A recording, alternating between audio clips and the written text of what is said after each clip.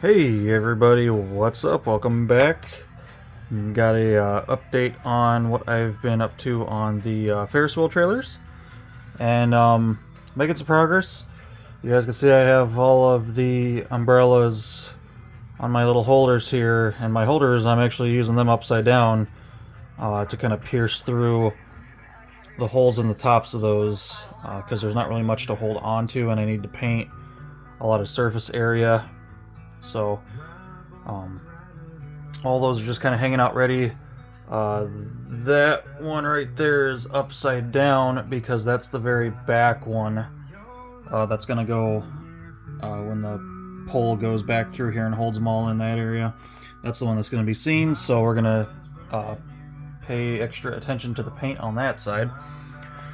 Um, Went through some work on the support beam trailer here, and figured that I can still use this.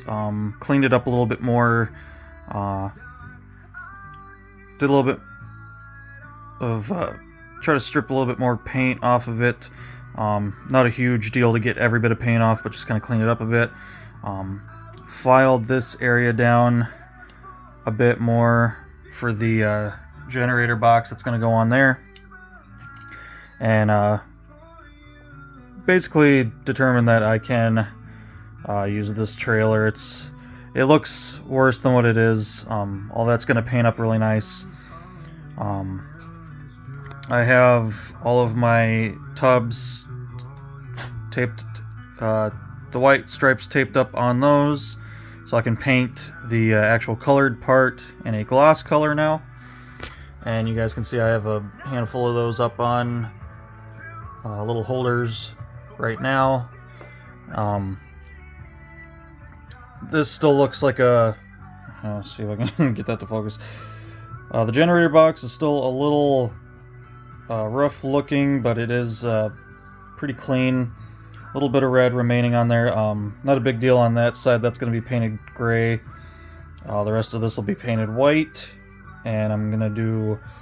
I almost don't need to paint the top, but I probably will, because the tops of everything is kind of rough. They really only paint the sides of stuff that you can see.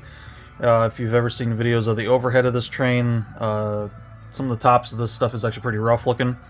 So we got that. That's gonna get a full repaint. And yeah, we pretty much got everything ready to start some paint work. I got a lot of red work to do.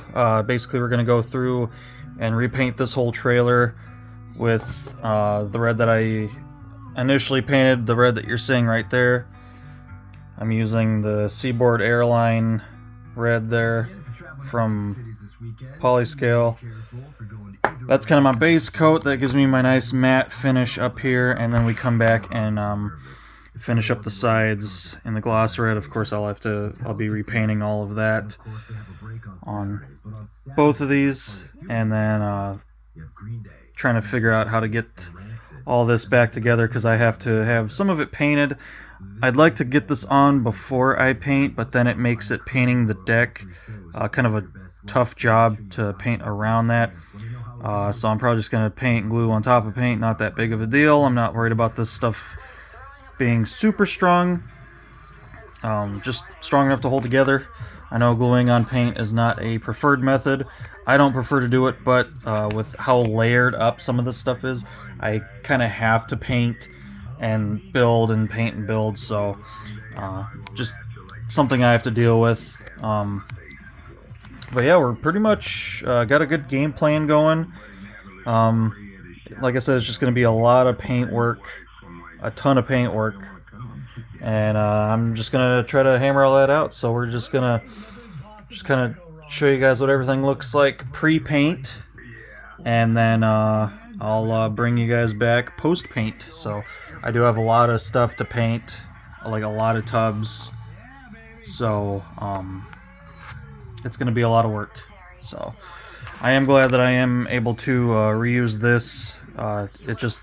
it looks in worse shape than what it is. I still have to do a little bit of cleanup, but we're going to start painting that, and probably start on that project, start on this trailer first,